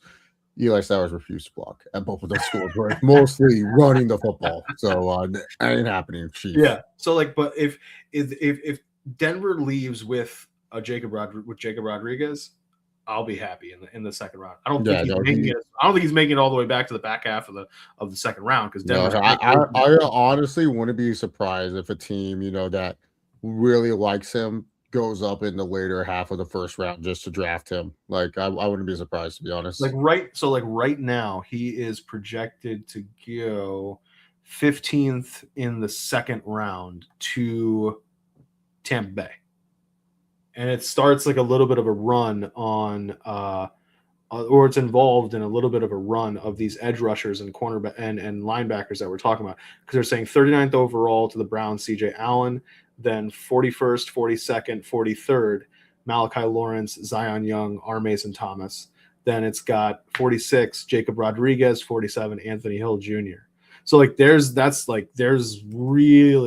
really tough to start getting some of these guys. Mm-hmm. So I mean, if Denver moves up, like that's when I was saying, you and I were talking briefly before we started the show, the idea of Aqib Talib talking about how there's going to be another Denver trade on the day of the draft or during the draft, like what the move might be. If it is for a linebacker, like one of these guys, like I'd be really, really happy. I mean, it's a situation where one of these other linebackers, like if somebody falls somehow, some way, mm-hmm. that'd be great too. Like you don't have to move up, but I'd be comfortable depending on what the ask is from the team that is looking to make the trade, like what exactly that is. But this is one of those linebacking groups that has a lot of, similar to what we're talking about with the offensive line. The way I'm looking at this linebacking group is that there are players that if you give them a year or two to develop in an NFL scheme are going to be really, really good for a long time. So that's kind of what I'm looking forward to with this linebacking group. But is there anybody on like the on the lower side of the things, like from like maybe let's say like my homerism, Deontay that's Lawson. what I wanted to see. We're not getting away from Deontay Lawson. He's going to be great for a team. I have high hopes for my guy Deontay Lawson. Like, he's someone that I like a lot. So you know me, man. Red Murdoch from Buffalo. I don't know, something ever since like Khalil Mack came from Buffalo. I'll watch Buffalo tape. Sure. I really like what I see for Red Murdoch. Like, I could see him doing well. Has a football name too, so it's like very football heavy. Like, I'm like Red Murdoch. He's not white either. You would think with that name he's white. He's actually African American. Red Murdoch. Like, I was like, oh my god, but he stand out. I like also Mac football. There's a lot of running in Mac football, so it's like kind of like you get to see a linebacker's true tackling in that sense. So yeah. He shares a name with a great wide receiver. He is not a great wide receiver. He's actually Alabama's other linebacker, Justin Jefferson. That's right. Yeah. He's not Justin Jefferson. He's going to piss off a lot of people because everyone's going to be like, "Oh, Jefferson, what?" and stuff. But especially if he gets drafted to the Vikings, potential team that could draft him too, by the way. But yeah, I do like Justin Jefferson a lot. I think he is a very solid linebacker, very good in pass coverage. Did a lot for Alabama too. And then Utah, when I was watching Fano and Caleb Lomu and stuff, I saw some defense. Lander Barton, 6'5", big white boy, can run, can tackle, can't cover, but can run and tackle, run stuffer. That's what I like. So sometimes you gotta keep it simple at linebacker. Like, sometimes it's not always about like, all these all these other things. Like, sometimes I just want a linebacker that just wants to run down, hit a tackle in the fucking face, and stop the running back. I don't need him to be in pass coverage. Yeah. Sometimes I want a good run stopper, and yeah, he did that. I think he's also a brother of Cody Barton. I want to say I think he's Cody Barton's brother. Really? Yeah, Lander Barton. I think so, because Cody Barton, I think, went to Utah as well, or Washington. Went to one of those schools. I want to say he reminds me of Cody Barton. That's who I compared him to too. I was like, Cody Barton, but can't pass coverage, because Cody Barton was decent at pass coverage. Like, he wasn't horrible coming out of college. I didn't do a deep dive on Lander Barton and anything, but he reminds me of Cody Barton. You're not going to believe this. Yeah. Cody Barton's younger brother, Lander, is also a linebacker and currently plays college football for Utah. Oh, yeah. Okay. So, yeah, I was going to say, because I'm like, man, this guy looks, because when I was watching him, I was like, man, this guy's like Cody Barton. I'm like, what's his name? And I looked, and I'm like, Lander Barton. I'm like, oh, there have to be brothers. I didn't Google like I just Googled like who was Utah's linebackers and stuff, and then I found Lander Barton on the Utah roster. I didn't read that his brother was in the NFL. Yeah, good. Yeah. So I'm glad I said, because when I was watching him, I was like, bro, this has to be Cody Barton's brother, because like he plays like Cody Barton, except he can't pass coverage. But you want to talk about running and stopping the run? Motherfucker can do that. 100%. There you go. He's huge too. It's like I saw him taking on guards and just shoving them out of the way to get a big old tackle and stuff. Like, there's this one play so guard goes up on him, pushes a guard out of the way, center tries to come at him, he pushes the center out of the way and just to tackle the running back. And I was like, run stuffer. And then I saw him in pass coverage, and then he just didn't know what the fuck he was doing in the zone. I was like, oh god, this guy, he can't pass coverage, but he comes to stuff in the run. Lander Barton. Well, if a team is drafting Lander Barton, there's a hope that they'll be able to pair him up with a good cornerback, and there are some pretty good cornerbacks in this draft. Of course, you have the kind of the creme de la creme, Mansour Delane. I'm really interested to see, because I know he posted a really good 40 time. What happens with Jermod McCoy from Tennessee? Oh, he's good. No, I'm not saying he's bad. I'm saying if teams are going to potentially shy away because of the ACL tear, but then he had a great 40 time. So it's like, is he fully back? That's one of the interesting things to see there. One of the other names that has gotten a lot of talk about is Avion Terrell out of Clemson, as well as Brandon Sissy from South Carolina. There are some good players here. Julian Neal is another name that I've seen like as a day 2, day 3 potential cornerback that can add a lot of depth and be potentially develop into a starter. There are names throughout that offer teams a lot of different options. Who are you interested in from this cornerback group? Oh man, this cornerback group is like I think it's one of the more deeper ones in this draft, and you can find a good quality starter. One of my personal favorites, actually, from San Diego State, Chris Johnson. Yes, another player that shares a great NFL player's name. Go figure, originality. Not as fast as the CJ2K, but man, being 6 foot and fleet-footed that he is, I think he's going to do well in the NFL just because of like what he brings size-wise and how fleet-footed that he is. Like he's able to keep up with a lot of wide receivers, even those that are faster than him.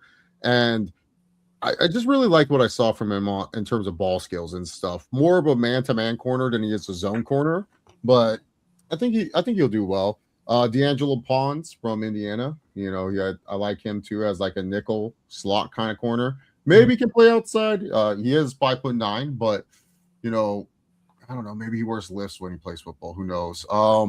Another deeper guy that I like is Treydon Stooks from Arizona. He always did well against the number 1 wide receivers that I saw him go against. And I was just like, wow, this guy's really good against these number 1 wide receivers. And then I remembered, he probably got his ass kicked by Tet like every year, every day in practice. So it was just like he just got iron sharpens iron. I was about to say iron sharpens iron. Iron sharpens iron in this case. Like he was one of those guys where I looked at him, I'm like, yeah, he might fall in the 4th and 5th round, and some team might just grab him, and then he ends up being a really good corner and stuff. And Arizona does pretty well at developing, like sometimes DBs and stuff. Like, so yeah, he was a player that kind of caught my eye watching tape and stuff. Another guy that came to my mind was who else? I'm trying to remember what school he went to. I want to say it was freaking Washington. He was big. He had like a Pokemon name for his move. Like his name was like, I was just like, there's no way this is his name. I was like, what is this Pokemon move name that he has? He's 6'3". He went to Washington. Ephesians Prysock. Yeah, like what a Pokemon. I just scrolled through and I was like, who sounds like a Pokemon name? I saw Prysock, I thought Psyduck, and I was like, that's got to be who you thought it was. Yeah, 6'3". I watched a little tape on him. I just like the size potential. Like when you have like good speed at like 6'3", that's like, to me, I'm like, oh, that's like a Brandon Browner type. That's like someone where it's like, they can end up being pretty good if with the right coach, right scheme, right system. So that's what I look at with Prysock. Is just like could be good, but he didn't impress me on film. But I just like the size. A lot of these corners are like all 6'1" and all this other stuff, but it's cute. But we need these Tariq Woolens in the world. We need these 6'4", 6'5" guys. Come on. Well, where are these human beings on the planet Earth right now? Yeah, that's not that the way you're describing him sounds like he would be like a perfect depth role who could make the team feel comfortable to replace one of the starters if they can't pay them for Jesse Minter and the Baltimore Ravens. Yeah, no, that just sounds like that's what I actually compared him to was like Cam Hart, except Cam Hart I gave a higher draft grade to and stuff. And I love Cam Hart. He's on my Chargers, but hasn't panned out that well. He loves to pass interference when he doesn't need to. Listen, a lot of cornerbacks do that. They love to create that. Yeah. One of the smaller guys that I like, I'm trying to remember where he played for and stuff. He's a 5'10" guy, 5'11" guy and stuff. Want to say he went to Oregon. Jaden Kennedy? Yeah, I liked him. 5'10.5". Yeah. Besides Pons, who's also short. He was another guy that I liked too. Like obviously you've seen a lot of Oregon, but he played well from what I've seen. So that's crazy to be like D'Angelo Pons being 5'8", and you're like, oh, there's a 6'3" receiver that you gotta try to guard. Oh, okay, all right. Yeah, I said nickel. I didn't say. No, I know, but I'm saying like if injuries happen and things like that, you're pressed at the surface to be like, oh, all of a sudden you're in a zone defense. That you're like, oh, there comes the 6'3" wide receiver. Yeah. But that takes us to our safety conversation. There aren't that many safeties in this draft, and there's really like, as far as I've been able to tell, the 3 names that are big are Caleb Downs, of course, Dylan Thieneman from Oregon, and Emmanuel McNeil-Warren from Toledo. I have heard a little bit about Jalen Kilgore from South Carolina and Kamari Ramsey from USC, but those are kind of like the names outside of the three. And then, of course, there's just Caleb Downs. But how do you feel about this safety group? This is probably the best position in the whole draft. It's the safeties. A lot of experts were saying, like, yeah, like safeties are not going to get paid on the free agency market because there's just such good quality from the safety position. Obviously, Caleb Downs, I think, is the best player in this draft. It's not even close. Like, he's going to go to a team at 8 or 15, and that team's going to be super happy that they got an all-pro type player at that pick because, you know, he plays, unfortunately, a position of football that everyone just devalues for no reason. But yeah, Caleb Downs is tremendous. Dylan Thieneman, he's great. McNeil-Warren, you know, despite playing at Toledo, hey, like I said, those MAC football teams, you go watch them. He's a great run support safety, and he can play really good in coverage as well. AJ Housey out of LSU is also really good too. Michael Tappy from Texas.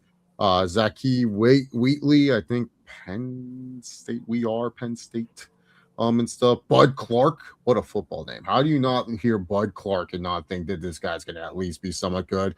Genesis Smith from Arizona.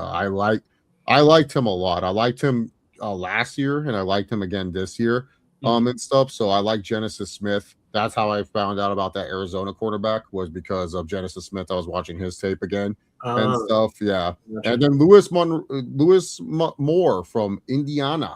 I thought he played well in his last season of college football. So those are names that I really like this safety class. I just think there's like really, really good overall. Like you're getting yourself a ball player that can kind of come in and play right off the rip. Like I feel like that's like one of the main things about this safety class. Like a lot of these kids, like whether they're going to be good at safety, it doesn't matter. They might be good at, like, a lot of teams are running a lot more dime packages. So they might be someone that you kick inside to inside linebacker.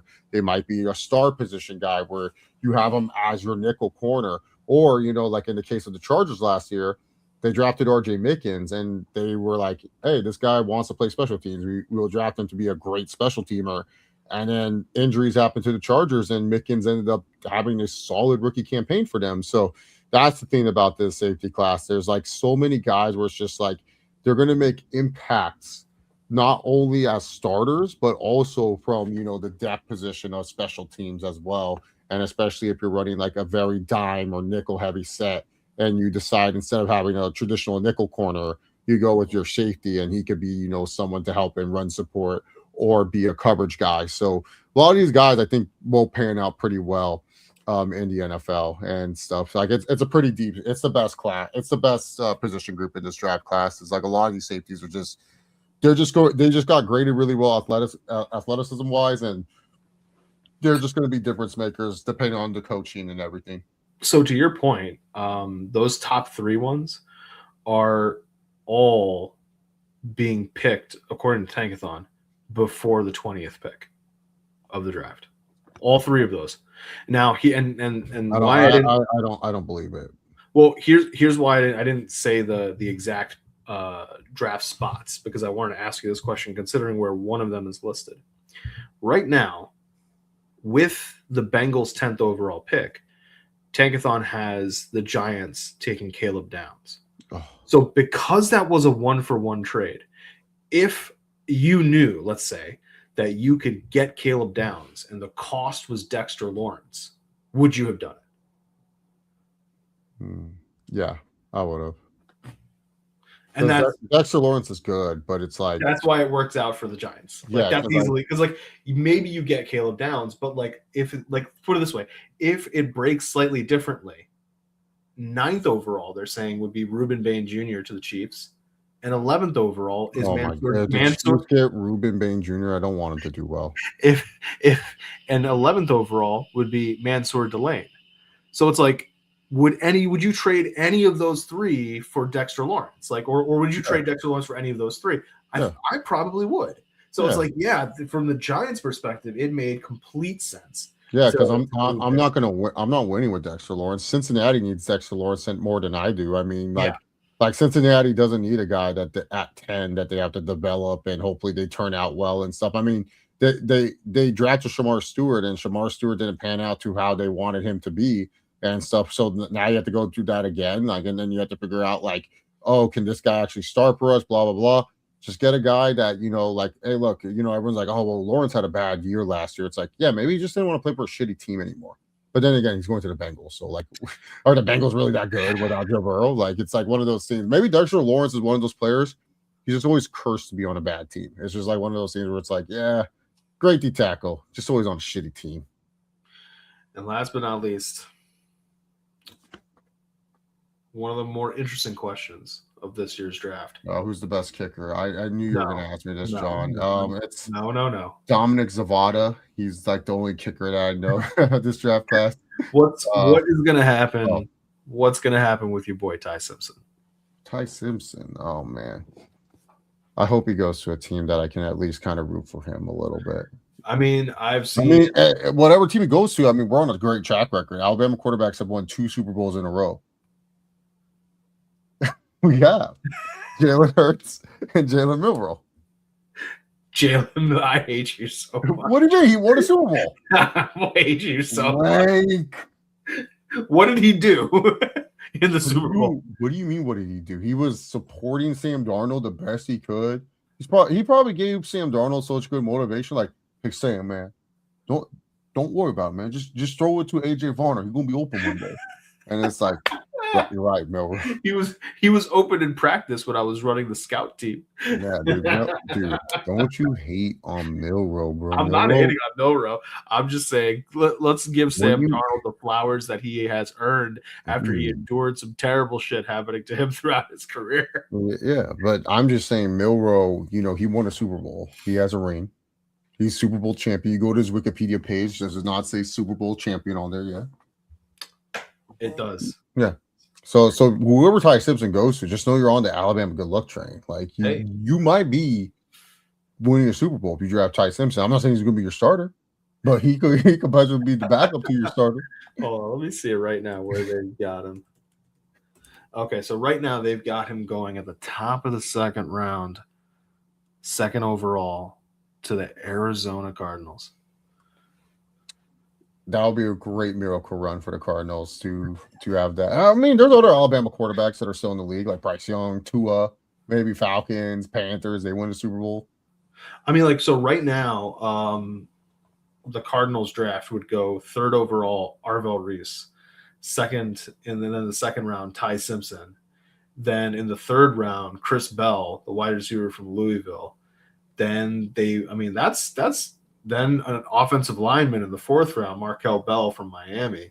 Like that's not a bad Markel Bell sucks. I mean, but is he at least better than the dog shit they already have? Yeah. Maybe. No, he's not. He's not. Okay. Definitely not. He sucks. Pick him inside guard. You're really out of Markel Bell. Dude, he's terrible. Bro, dude, he's terrible. But yeah, I'm interested to see what happens with Ty Simpson. There's really not that many these other quarterbacks. Like Drew Aller just could not get it together. Yeah, Carson Beck guy. Cade Klubnik is one of the names that surprises me more and more when I think about it, because like Clemson, at least in my mind, Clemson's like a great program, or at least historically great program. And the idea that like this was a name that I heard about when he first got recruited, and I was like, okay, this is a guy gonna, and I don't know, it just hasn't seemed to have panned out. Yeah, him and Nussmeier really fumbled this. Yeah, time. This was their draft. It was supposed to be the Nussmeier Klubnik race, which one, and then Mendoza just came out of nowhere and just stole the number 1 spot from them. And now also Nussmeier and Klubnik did so poorly. It's just like honestly, like the way they're graded, my dog Shook, probably higher rated quarterback. Oof. What's oof about that? Shook is good. No, it's not that it's just that they're supposed to be better than him. Yeah, they're supposed to be. Yeah, and Shook played like 20 years in college as well, and from a bunch of different schools. Listen, you can't knock experience. Yeah. But before we get out of here, let's just look at what Tankathon says for the Chargers. So at Pick number 22. They have the Chargers taking Caden McDonald. Love it. Mine, Ohio State. Love it. With their second round pick, another Chase guy, Rutledge. Oh, I would love him. I talked him up. I say he's a great basketball. Yeah. In the third round, Romello Height, edge, Texas Tech. He's probably the only guy that you said where I'm like, oh. Fourth round, Jaden Kennedy, the short guy short DB from Oregon. Yeah. Okay. So I knew what I was talking about. That's fair. Yeah. And then 5'11". For Denver right now, they've got Dominique Orange, D-line, Iowa State. Then in the third round, because I think that's when they've got Miami's pick. I thought that's when they had Miami's. Oh, they have. I think they traded away their third round pick as part of that trade. I don't think they have one. And then for the that's it. Fourth round, they're taking Deontay Lawson, linebacker, Alabama. And why do you Jacob Rodriguez? You'll get Deontay Lawson in the fourth round. It's almost the same thing. Is it almost what the do same? you mean? Yeah, he can edge rush too. I mean, he can. No, he can. He did it for us. Can he do it as well? No, he's like a rotational edge rusher, main linebacker. But that's the thing. Like, I don't need an edge rusher. If there's one thing, no, he's both. He's hybrid. He's a hybrid. I know. They're saying 108 is the other Denver pick. No, John, you're not even watching this draft. You're just gonna be like, whatever. Tell me when the results happen. Bro, Justin Jolly, the tight end from North Carolina State. Come on. Oh, good run blocker. That's such a McVay guy. Not McVay. Sean Payton. Yeah, that's such a Sean Payton guy. Isn't he like 6'5" too? He's 6'5". He's pretty big. I know, it's just annoying. Yes, that's Sean Payton coded. What tall ass receiver you guys are going to draft? I mean, I've preferably wanted Denzel Boston for a long ass time, but when it comes to big ass wide receivers for no reason, probably Malachi Fields. Oh yeah, that sounds like a Sean Payton. or Ted Hurst. Bro, put Ted Hurst on the fucking Denver Broncos. Yeah, I would be so happy. You're like, I can make him like Marquise Colston. Oh, yeah. Oh, yeah. That speed? Bro, that dude has speed. He's 6'4". He's not built like DK. I don't care if he's built like DK. But that's why DK got drafted, because he's like a freak of nature. I mean, true, but we didn't even talk about any of the other. We didn't even talk about my guy Pavia. Diego Pavia. Yeah, I think Pavia has the chip on his shoulder. He's angry. It's like, yeah, but the team's got to draft him first. Yeah, who's drafting Diego Pavia? Tennessee, man, keep him in the home. Tennessee Titans. Yeah, Cam Ward needs a backup. They have one. Who? Trubisky. Oh yeah, you can't.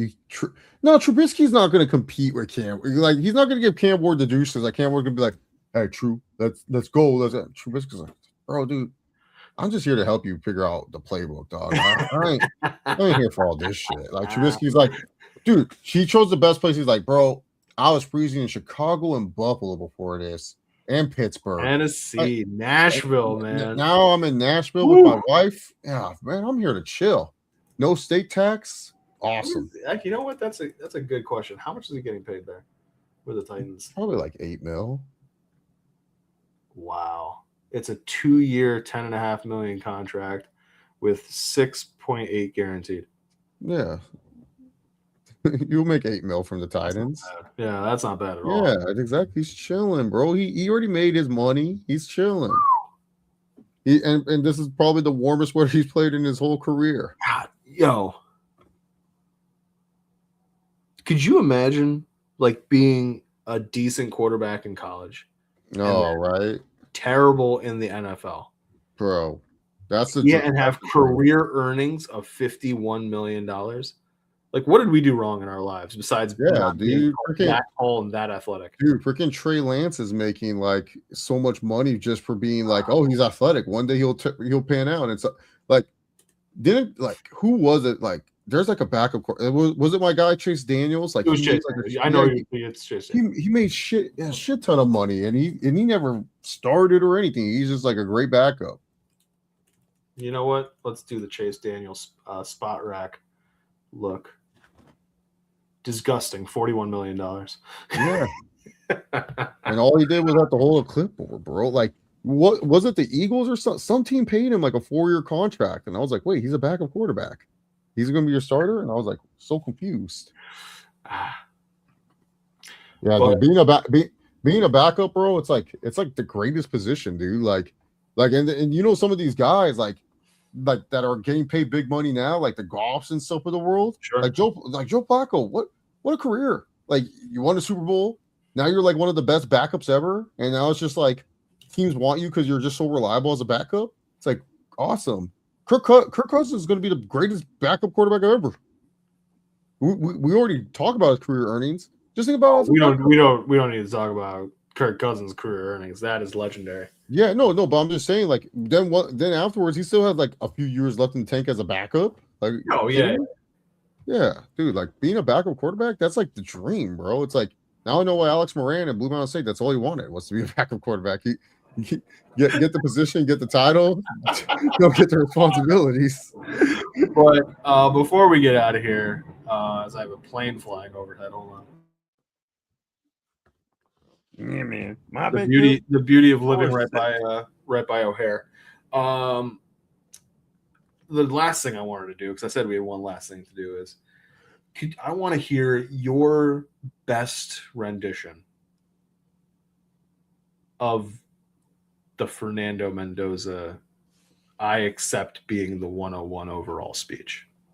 Well, John, thank you so much. And oh my God, this is so great. It's such an honor just to be in the green room with a lot of great, talented players. I didn't envision myself to be here last year, and now I'm here, and it's great. It's awesome. I just got to thank Coach Kurt Sangetti and Indiana and Hoosier Nation for what we accomplished. It's just such an awesome feeling. It's just awesome. Like a lot of players, like I don't even think my suit is as great. Like look at my guy right across. Well, look at Ruben Bain's shirt. He was trying to kill me in the national championship, and his suit is just, oh my God. And I'm just wearing this suit that I got at JCPenney, and it's just awesome, man. It's just great to be here, and I'm excited to be a Las Vegas Raider. Get in there with the boys, get in there with the new head coach in Kubiak. I saw what he did with Seattle, being the coordinator to win the Super Bowl. Hey, I won a national championship. He won a Super Bowl. It's only fitting that you put two winners together. Humbly, I should say humbly. You know, it's not guaranteed. All glory to God first and foremost.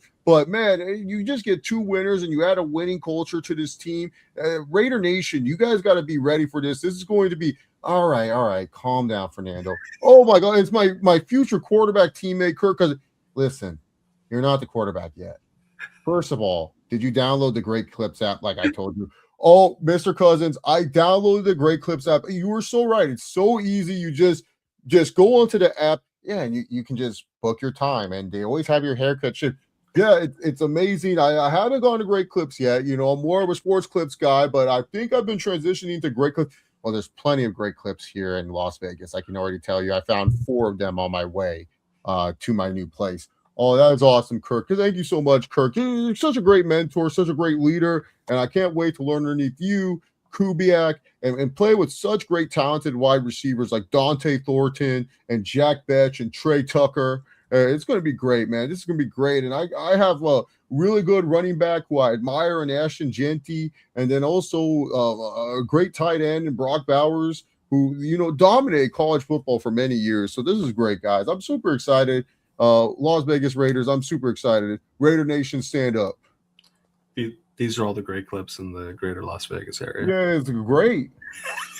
that was phenomenal. Thank you.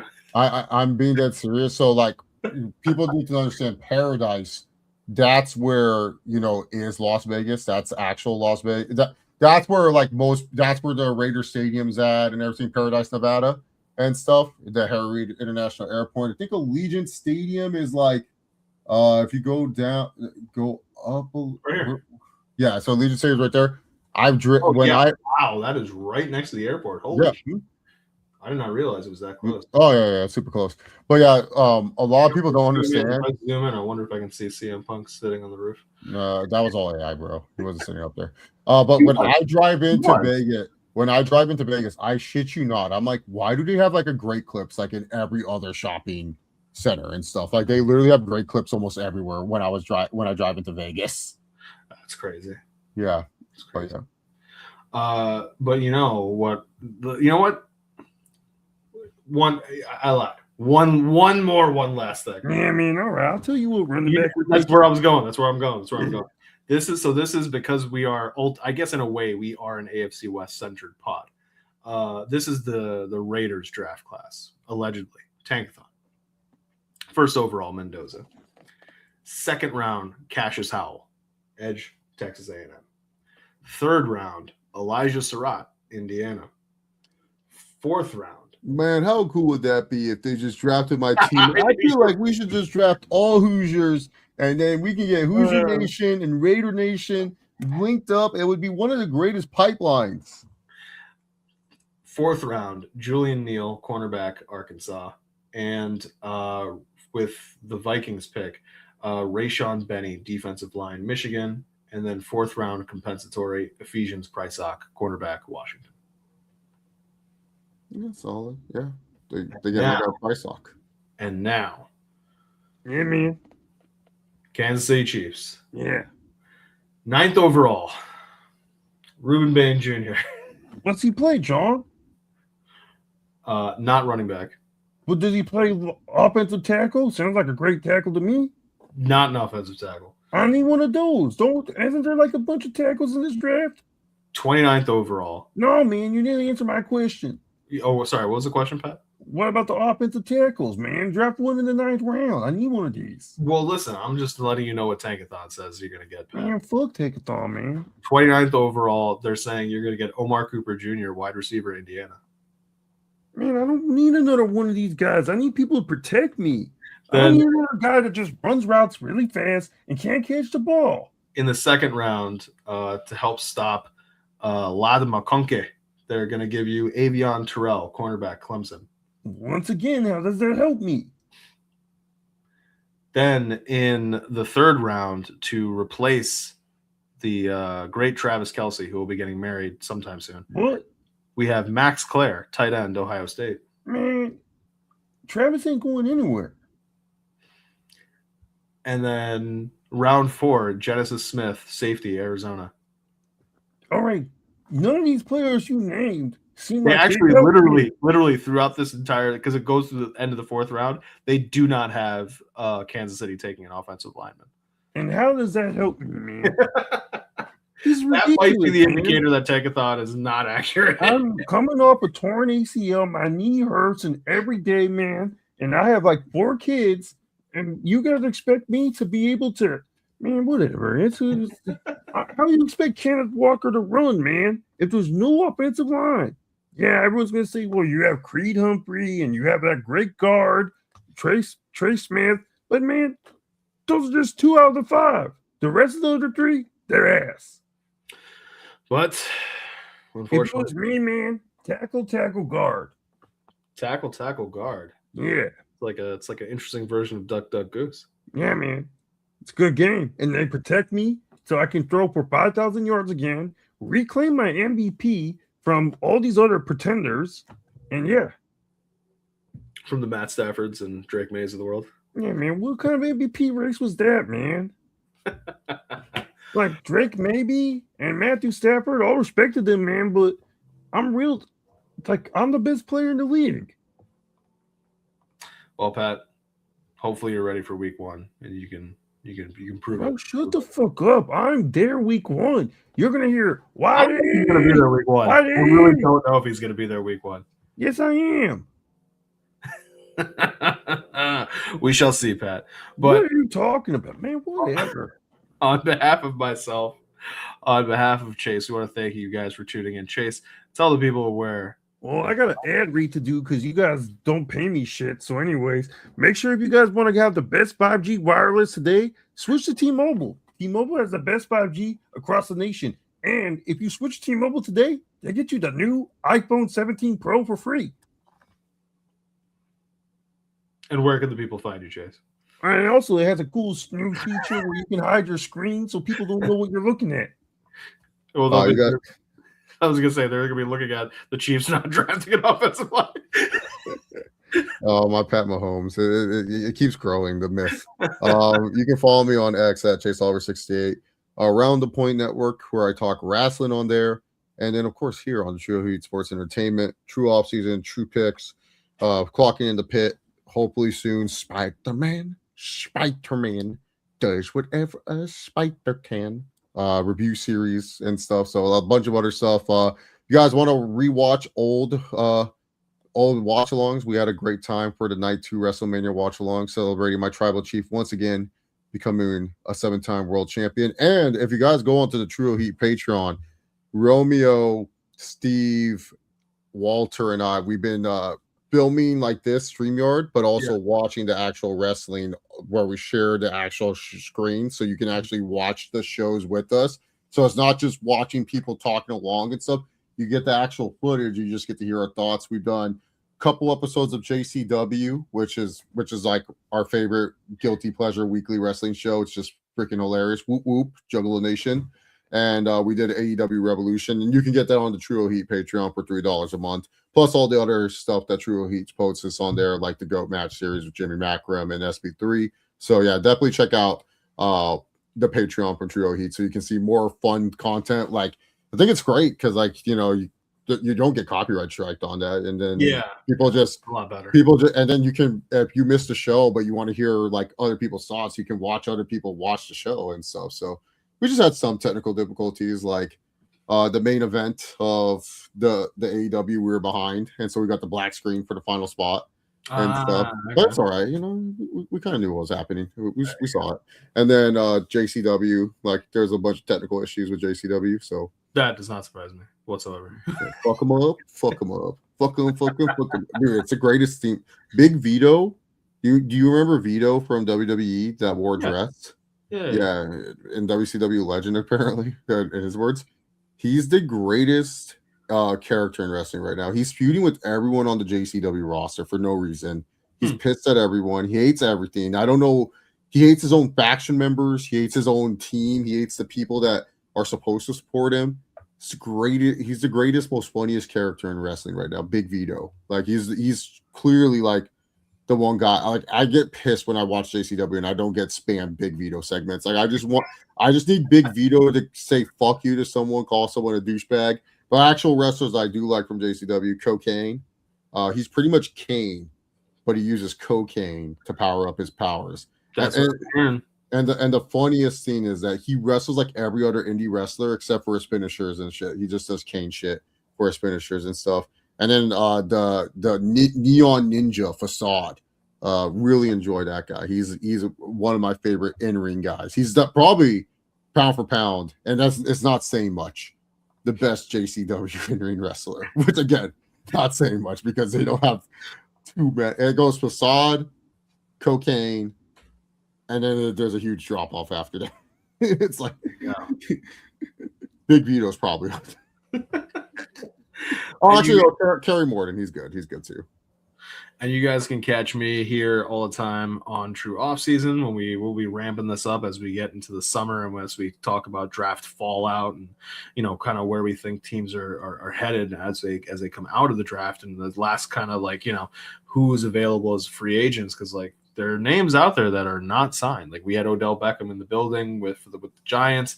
There's Tyreek Hill, who is still waiting on a team. There's a whole bunch of different people out there who could help a team. And so we'll see how these teams want to move forward after they figured out their draft spots. Of course, you can always catch me on Clocking In with Chase, where we talk about everything that's going on in the pit. Lots to do there, and I don't know, that Patreon thing is a very interesting. We could do that. We could watch like a wrestling match or whatever, and then we can just like react to it. Do that. Like that's how we could do that. The draft day. Watch thing. We'll just share it and then do that and stuff, or maybe Spider-Man 3 we can watch together, and then I can talk to you and then you can see me visibly cry when Peter Parker goes, "Punch me, I bleed," and then I'm like, gets me every time, bro. Like it doesn't matter. That scene gets me every time. Just trying to prove that he's human to MJ.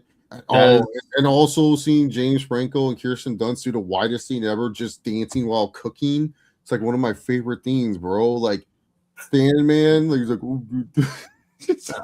I love, dude. How do we hate Spider-Man 3? Kind of easily, I guess. That music. But on behalf of myself, on behalf of Chase Oliver, Spider-Man, on behalf of Kirk Cousins, Fernando Mendoza, and Pat Mahomes. Yeah, man. By the way, State Farm. You can't forget about them. Get your best protection home auto, whatever, man. But just end the stream, man. You made me fuck up my ad read. We will catch you guys later. Yeah, until next time, remember, take care of yourselves and each other. I'll call my agent, man. Peace. Yeah, man. I fucked up an ad read. Yeah, that's on me.